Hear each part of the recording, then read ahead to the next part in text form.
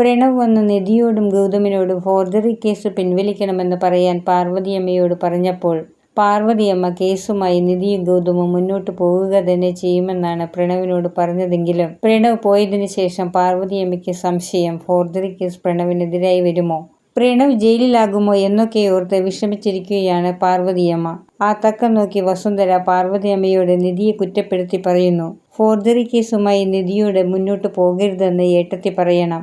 അതേസമയം നിധി അങ്ങോട്ട് വരുന്നു. പാർവതിയമ്മ പ്രണവ് വന്ന് കേസ് പിൻവലിക്കണമെന്ന് പറഞ്ഞതൊക്കെ നിധിയോട് പറയുന്നു. CKCക്കും ജ്യോതിർമയിക്കുമെതിരെയാണ് കേസ് കൊടുത്തത്. അത് പ്രണവിനെ ഒരു തരത്തിലും ബാധിക്കില്ലെന്ന് നിധി പാർവതിയമ്മയോട് പറയുന്നു.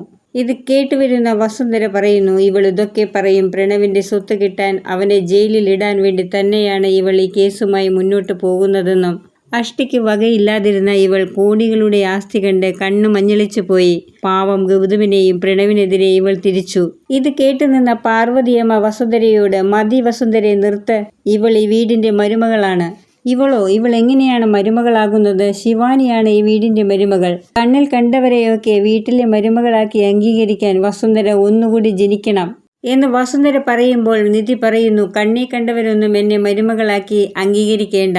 ആരാടി കണ്ണീ കണ്ടവർ? ആരാടി ഞാനോ എന്ന് പറഞ്ഞ് വസുന്ധര നിധിയെ അടിക്കാനൊരുങ്ങുമ്പോൾ പാർവതിയമ്മ വസുന്ധരയെ തടയുന്നു. ഇവളുടെ നേർക്ക് കൈയുയർത്താനുള്ള അധികാരമൊന്നും നിനക്കില്ല വസു. റൂമിൽ പൂട്ടിയിട്ടിരുന്ന നിന്നെ തുറന്നുവിട്ടത് നിധിയും ഗൗതമും നിന്നോട് കാണിച്ച അനുകമ്പയാണെന്ന് ഓർത്താൽ മതി എന്ന് പാർവതിയമ്മ പറയുന്നു. നിധി ഒരു കൂളിംഗ് ഗ്ലാസ് ഒക്കെ വെച്ച് നിൽക്കുന്നു. ഇതെന്താണ്, നീ എവിടെയെങ്കിലും ഔട്ടിങ്ങിന് പോകാൻ പോവുകയാണോ എന്ന് ഗൗതം ചോദിക്കുന്നു. അല്ല.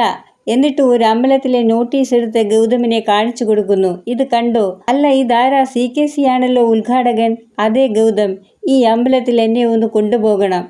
അമ്പലത്തിൽ പോകാനാണോ ഈ കൂളിംഗ് ഗ്ലാസ് ഒക്കെ വെച്ച് നിൽക്കുന്നത്? അതൊക്കെയുണ്ട്, ഇതിലൊരു ക്യാമറയുണ്ട്. CKCയെ ഞാനിന്ന് പൂട്ടും. കഴിഞ്ഞ പ്രാവശ്യത്തെ പോലെ ആകില്ല. അങ്ങനെ അവർ അമ്പലത്തിലെത്തുമ്പോൾ CKC അവിടെ നിൽക്കുന്നു.